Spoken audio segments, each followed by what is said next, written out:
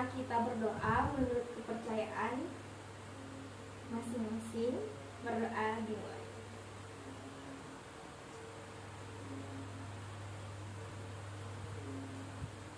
Berdoa selesai.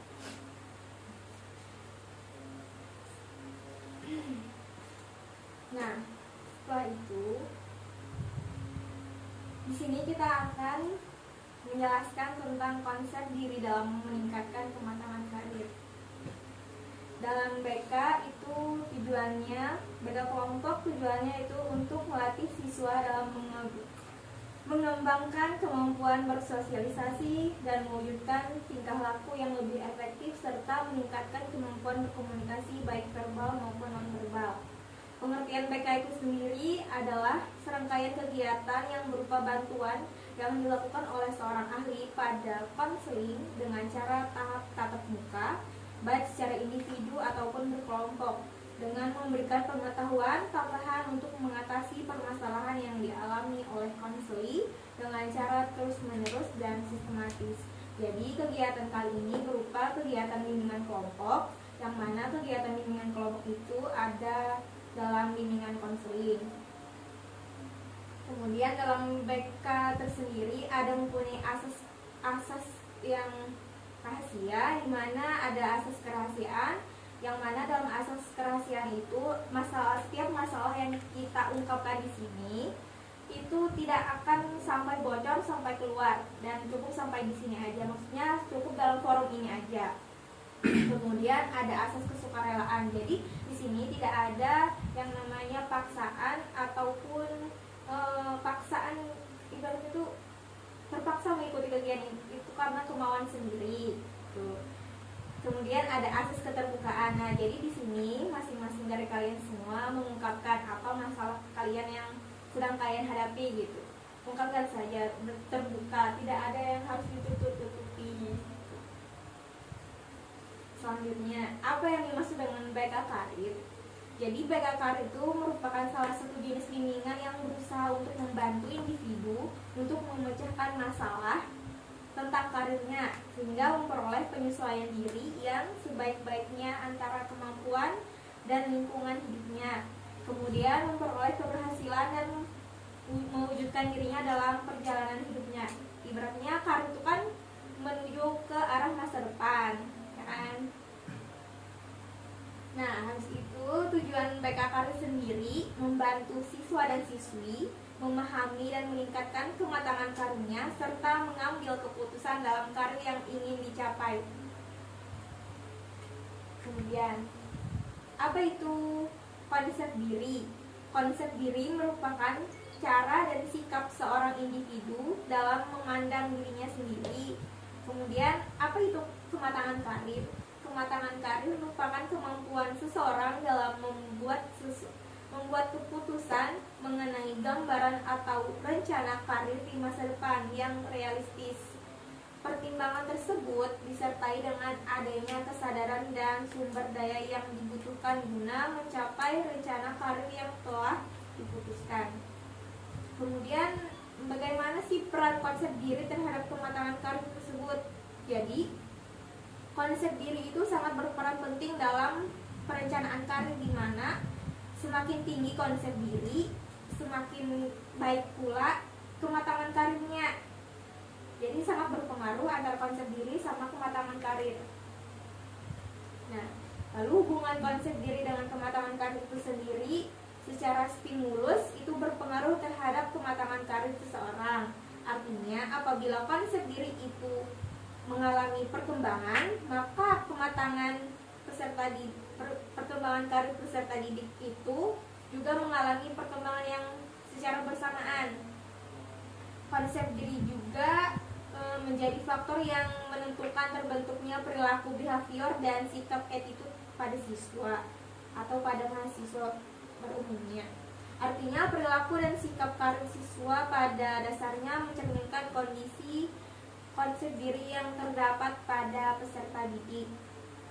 Setelah itu, lalu saya mau minta pendapat atau pandangan kalian mengenai karir dan bagaimana, apakah ada sudah bayangan mengenai rancangan karir di masa depan.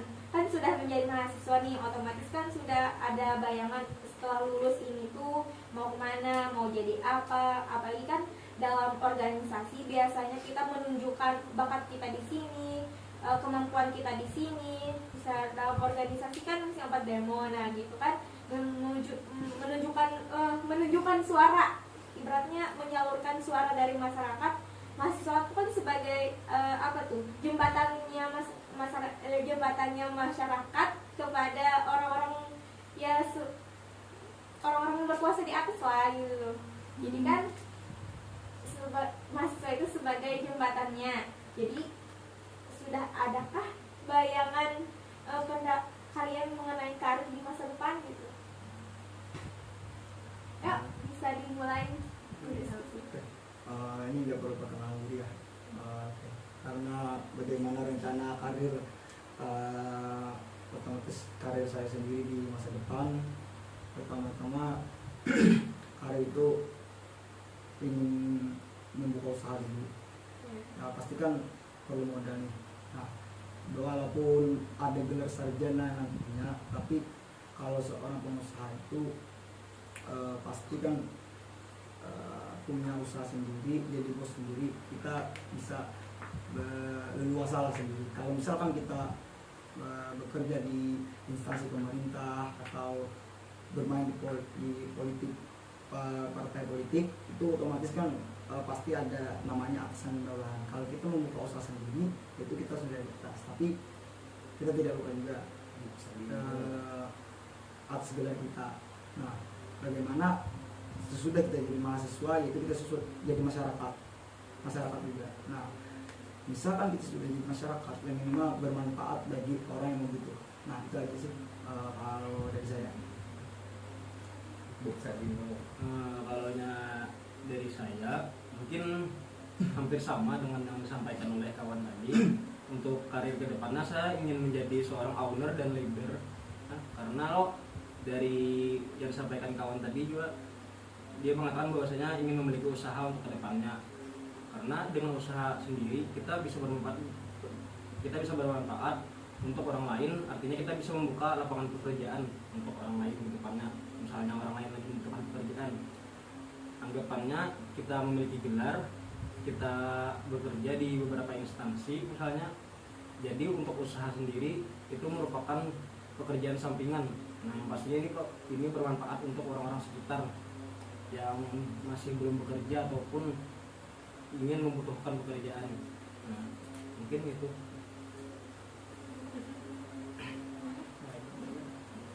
Nah, ini misalkan dalam karir itu ini sudah menginjak semester 5. Adakah bayangan kalian tuh ingin lanjut S2 gitu? Kalau saya selesai S1, saya mau insya Allah mau melanjutkan S2 sambil bekerja gitu, kayak buka workshop kecil-kecilan atau ikut di tempat pekerjaan yang bisa menghasilkan uang. Oke, jadi bisa disimpulkan bahwa menurut kalian karir itu kalian ingin membuka karir sendiri dan membuka peluang untuk orang lain kan, ibaratnya buka usaha sendiri dan membuat peluang untuk orang lain gitu, dan ingin bermanfaat juga bagi orang lain gitu. Nah, kan misalkan nih kalian sudah membangun sebuah usaha, namun dalam usaha itu ada terjadi kegagalan. Apakah yang bakal kalian lakukan? Biasanya kan dalam membangun usaha atau membangun karir itu bukan jatuh bangun gitu, ada prosesnya. Kadang bisa langsung sukses, pasti ada pasang surutnya juga kalau ibaratnya. Jadi kayak itu misalkan, atau mau ganti usaha gitu, misalnya awalnya mau buka usaha tapi kayak menyerah gitu karena usaha ini kada berkembang maju, kada sesuai dengan harapanku, jadi aku mau buka usaha lain gitu yang mungkin bisa lebih bermanfaat lagi untuk orang lain gitu. Nah, misalkan usaha gagal ya, setiap pengusaha pasti ada gagalnya ya. Kalau misalkan kita usaha langsung besar, itu gagalnya akan lebih sakit. Kalau misalkan kita usaha mulai bawah, nah jadi kan itu semakin meningkat dan kita bisa buka cabang yang lain. Menarik pertanyaan saudari tadi, bagaimana terkhususkan itu kalau gagal itu lebih ke mental ya. Nah lebih ke mental, jadi kita harus punya juga guru spiritual yang berdoa kepada kepercayaan kita masing-masing itu, dan teman kerabat itu pasti ada yang juga yang membantu. Nah makanya kita berorganisasi itu tuh memang banyak relasi. Kalau kita jatuh ya kawan-kawan kita pasti membantu.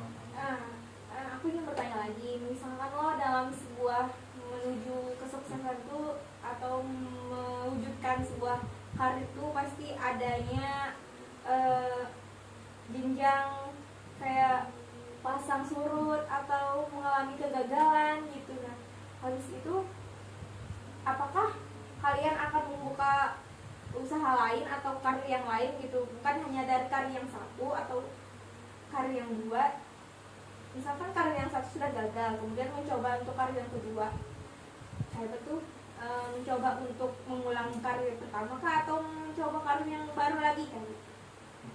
Kalau untuk saya pribadi, misalkan dalam waktu membangun usaha terdapat permasalahan, ya pastinya saya akan mencari dulu nih permasalahan yang sebenarnya apa yang terjadi, mengapa usaha saya jadi tidak berkembang. Setelah saya tahu, saya mencari teman yang punya pengalaman di bidang usaha atau yang lainnya, agar bisa saya jadikan pelajaran untuk usaha saya, untuk membuat usaha ini makin berkembang ke depannya dan memperbaiki beberapa kesalahan-kesalahan yang terjadi sebelumnya. Namun selain itu juga berbanyak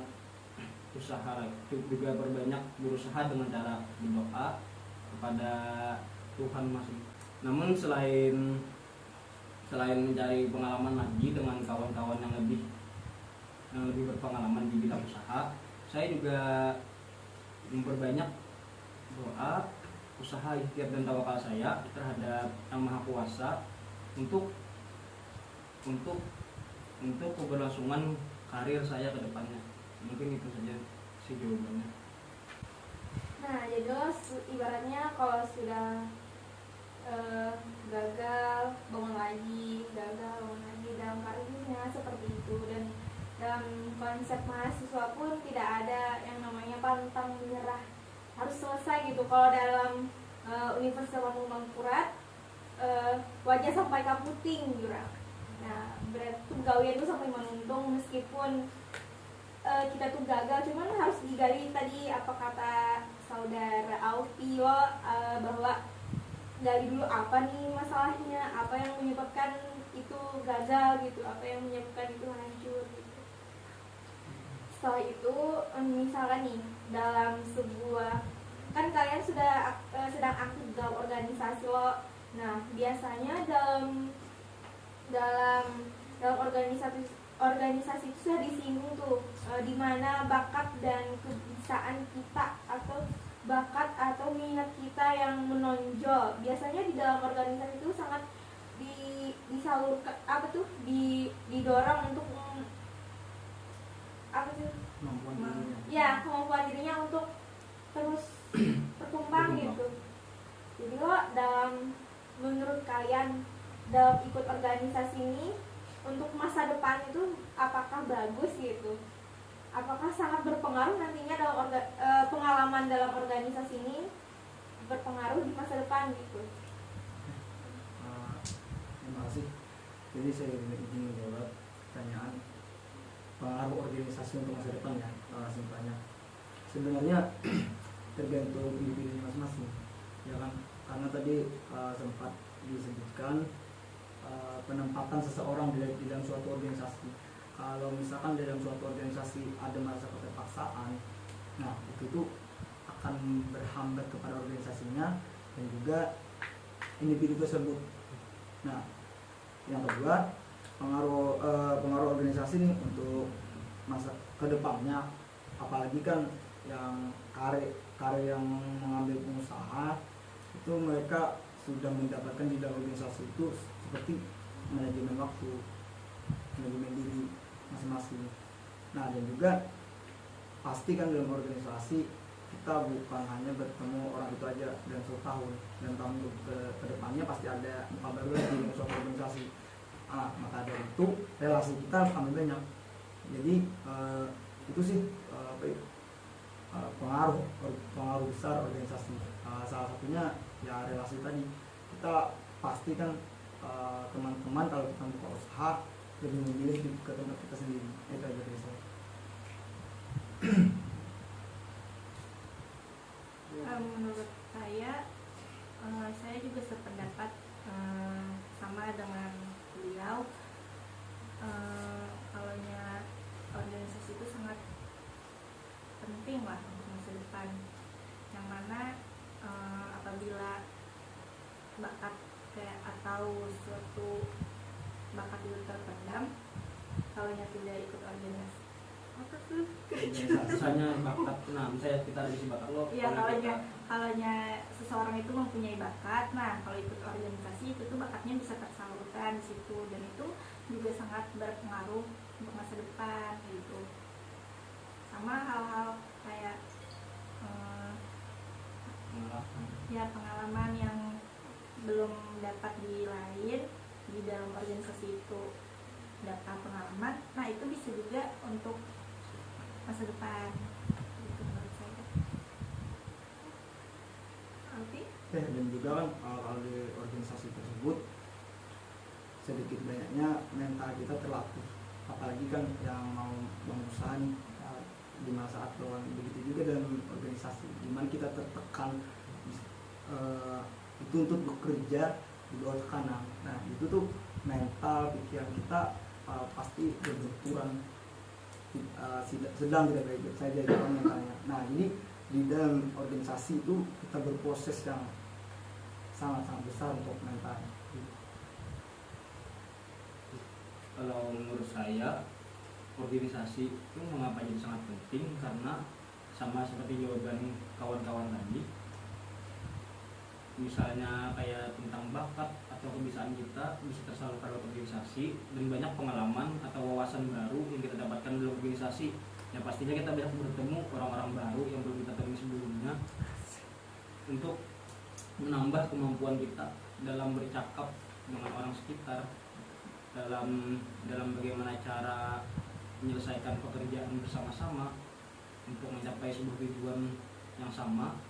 Ya menurut saya dengan organisasi lah kita bisa mengembangkan diri kita masing-masing untuk ke depannya. Yang pasti kita bisa membangun karakter diri, terus bagaimana cara membagi waktu. Ya mungkin tentang itulah yang bisa saya sampaikan.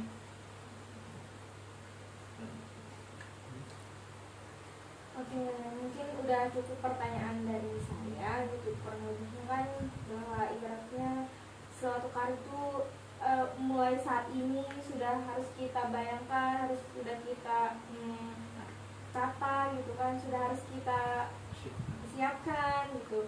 Jadi lebih baik mulai dari sekarang. Jadi kan sudah saatnya kita terjun, benar-benar terjun ke lapangan.